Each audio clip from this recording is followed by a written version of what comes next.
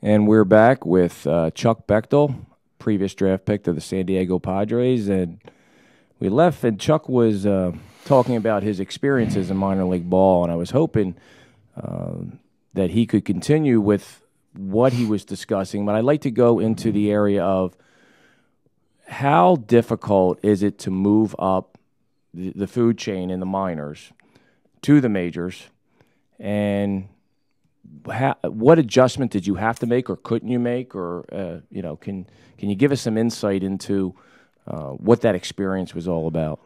Well, from a pitching standpoint, to move up, I mean, everybody that's there in the minor leagues and stuff, they have great arms. There's a lot of great arms. There's plenty of guys that that have the good hard fastballs and the great off speed stuff and everything. And it's all about throwing strikes and being able to locate your pitches. I mean, the guys that throw really hard, when you have somebody who's throwing 95 plus, they might be able to get away with a little bit more when they miss their spot than someone who, say, throws 88 miles an hour.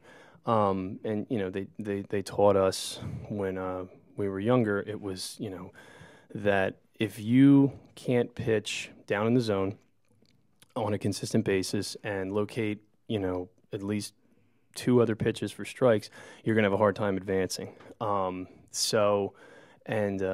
was one of my issues, was that I could throw real hard, but I was constantly coming up in the zone.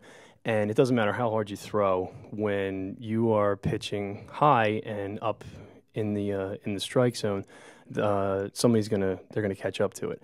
And the faster it comes in, the faster it goes out when they connect. But as far as what it takes is to advance. There's a reason why these guys that my first pitching coach that I had for Fort Wayne, Indiana, was Mike Harkey, he was a former major leaguer, and he told us, he's like, it's easy for someone to get called up. Anybody can get a call up, but it's hard to stay there. And you wonder, what sets these guys apart from us? Well, one morning in spring training with St. Louis, the minor leaguers we always start earlier than the big leaguers. I mean, big leaguers, they can start later, but we always had to go out early. Well, I was walking out the one time, everybody's getting ready to go out, and you got to be there early, otherwise you get in trouble. But we were walking out. It must have been like 6:45 or 7 o'clock in the morning, and me and a couple of the relievers were walking out of the locker room, and we see over by one of the batting cages, there's like 50 or 60 guys that are just huddled around this batting cage, and I hear somebody hitting. Every couple, about every minute I hear one. So I finally go over and I look, and it was Albert Pujols, and he was by himself in a cage, and he was hitting off of a tee, and nobody was saying a word. Everybody was just watching this guy, go through his reps and get his work in, and that's a Hall of Famer right there. Mm-hmm. I mean, nobody told him that he has to go and do that. He don't have to get up and go out at 7 o'clock in the morning and do it. So that was a real surreal experience. That was just, I mean, that just showed me right there. I was like, you know what? That's a Hall of Fame hitter right there, and that's how he became a Hall of Fame hitter, and that's how he is still able to excel and be an all-star here in the major leagues. I mean, it was incredible that it was such a simple thing, and guys forget to I guess they can get away from the basics sometimes, and all he was doing was just in there, just working on his timing and his, because they always told us, as hitters and stuff, if you can't hit a ball that's sitting still, you're not going to hit a ball that's coming in at you 90 miles an hour. And he just, like I said, he was in there going through his reps. And I don't know how long he was out there before I got there, but he was still there for a little bit after I walked past him. So, okay. When you came to a realization, and Amanda wanted to ask you a question. What was the determining factor? So you weren't released from the minor leagues, right. But what was the determining factor as to when you were going to leave? Okay. Well, Well, I was released by St. Louis. I'd gotten hurt, and then I'd come off the disabled list right after they had the draft and everything. And I didn't have the greatest numbers or whatever and stuff. And I was a little bit older for the level that I was at. So it was they told me, they're like, listen, this isn't. I said, I understand how it works and everything. I know you guys got to make spots for the guys that you just drafted. I appreciate the opportunity, and they let me go. And then I signed with the Camden River Sharks, and I played with them for a little bit. And I mean, I was doing well, and I felt pretty good about. I mean, I was throwing really well. I mean, my arm felt great. I mean, my velocity was as good as it had ever been and everything. But I started to look more towards, am I going to make it to the big leagues? And to be perfectly honest with you, I didn't see myself being that guy that was going to make it up to the big leagues. And I'm not just saying that because I didn't make it there. It was an incredible experience and stuff, and I loved every moment that I had in professional baseball. But it was more of like, I wanted to try something else that I'd always wanted to do, that not a lot of people got a chance to do. And I was, selected to go into the Philadelphia Fire Academy and become a fireman. So they told me that, I was, because I had to take a test to pass and, get a rank and everything. And then the academy was coming up, and they said that I could go into the academy if I wanted to, but I was still playing baseball. So that's when I had to make that decision. I was like, you know what? I said, baseball is, it's always been good to me. And, I'll always love it, and I'll always stay involved with it and stuff. But this was an opportunity that of something else that I wanted to do, where I could have, a direct effect on people and people's lives and stuff. And it was also something that was more exciting and physical and everything, because I couldn't do a desk job. I mean, I couldn't sit still, so. Yeah, I hear you. But that's absolutely an opportunity of a lifetime, I think.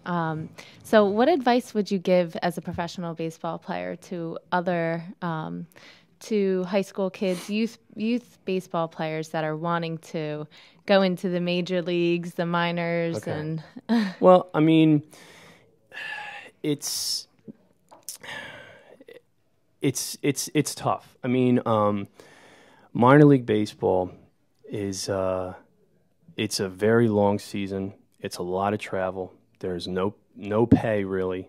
I mean, it's long hours on a bus. You're going from one city to the next. You're staying in hotels. You're eating at diners. You're eating, a lot of takeout. You're not getting, the greatest of sleep and everything. And it's it's like I said, it's very trying, and it's sometimes unfair.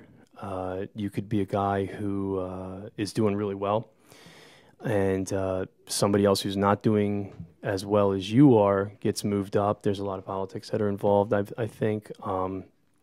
But it's just, it can take a toll on you. You have to love the game, and you have to be willing to deal with, I guess like just the uncomfortable, travel, and like I said, being away for 6 months, and being on the road. So, but I mean, it's like you do get to wake up every day and go and play baseball. So, and looking back, I wouldn't trade it for anything in the world. No, not at all. It was an incredible experience. I mean, I had so much fun. You travel all over the country, playing some of the the great stadiums and everything. You get to meet nice people. Well, when you mentioned Verlander, Pujols, I mean that's pretty good company. Hernandez. Mm-hmm. Well, I mean and you also forget too sometimes about just how big of a deal, I guess, kids, people that they love baseball, and they come, they want to get autographs and everything. And I'll tell you one more thing before anything else. And it was we were playing in West Michigan, and we were in the bullpen, and it wasn't really a lot of people there that night, but there's a group of people and a family or whatever was sitting there, and there was a dad that was with his kids and his little girl, and she, she was sitting nice and quiet. He's like, "Could you, He was yelling down to us. He's like, "Can you sign an autograph for my daughter?" I said, "Well, because we were told by the coaches we weren't supposed to sign autographs during the game." So I said, "Well, listen," I said, "wait till the game's over. I'll come over." And they said, "All right, fine." So we go, and game's over. We won. Shake hands. Everybody's leaving. They're still standing out by the bullpen. So I run over, sign a ball for her. Little girl, cute little. She had a hat on and everything, and took a picture with her. She gave me a hug, and she was walking away, and her dad said, "I really appreciate you doing that and everything." He said, "That just meant the world to her." He said, she has cancer." And it's just, to be able to see how happy she was, it was just a simple thing like that kind of just like made her, if it, made her day, then, it was just an incredibly, powerful experience for me. And then just to see just the effect that, like, just being a simple minor league player can have on these fans, because they're the ones that come out, and they're the ones that come to see us. So it's great when they cheer you on and everything like that. And if you do bad, they're going to let you know about it. I've been told and called a couple things when I wasn't pitching, that I don't think that my grandmother would want to know about, but it's that's just the way that it is. And now that you're out of baseball as far as playing wise, you oversee and train some pitchers, some youth players, some high school, some very good high school and college players, and minor league guys. What advice would you give to the kids that are coming up? What kind of mindset should they have? What kind of skills should they possess? And how does it all come together and allow someone to be the best player they can possibly be? Well, you're not going to get to where you want to be by just going and working on your stuff during practice hours. Like, after school we have practice today from 4 to 6. Like I said with Pujols and everything, that's not a scheduled thing that he was doing. He did that on his own because he knew that's what he did to get himself better. You have to be willing to put in the hours to make yourself better. Another thing is that it's easy to work on things that you're good at. It's hard to discipline yourself to work on things that you're not so good at. And it takes reps, but it doesn't just take reps of doing it 1,000 times one way. I mean, if you're doing it 1,000 times the wrong way, you're still going to do it wrong when the game comes. It's doing it the right way. And if you don't know, or you're not 100% sure how to do it correctly, then you ask somebody to help you and everything. And I've been fortunate that I've had the opportunity to help out some really great players.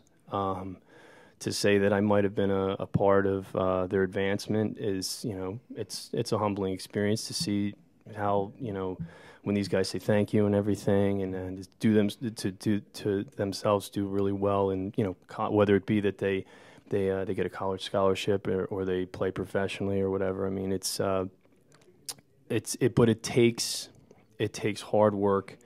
And like I said, you have to be willing to go the extra mile and do more than just the scheduled practice work. Mm-hmm.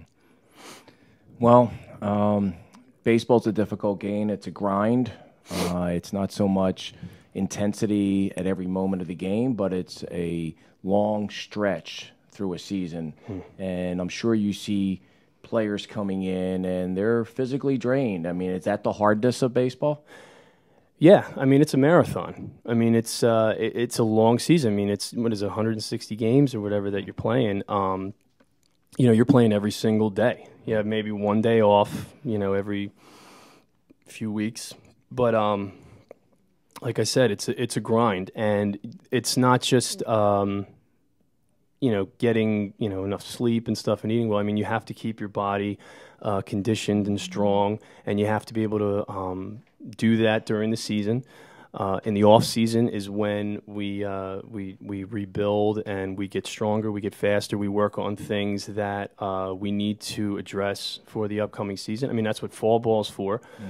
Fall ball's not supposed to be a we're out to win a fall ball championship or anything like that. I mean, that's not what that was designed for. You're supposed to work. We work on things there that need to be addressed for next season. That's why when they would send guys to the instructional league or the Arizona Fall League and stuff, they would tell us, like, listen, I want you to go here. I want you to work on this pitch. Or I need you to work on, trying to go the other way or being more patient or something.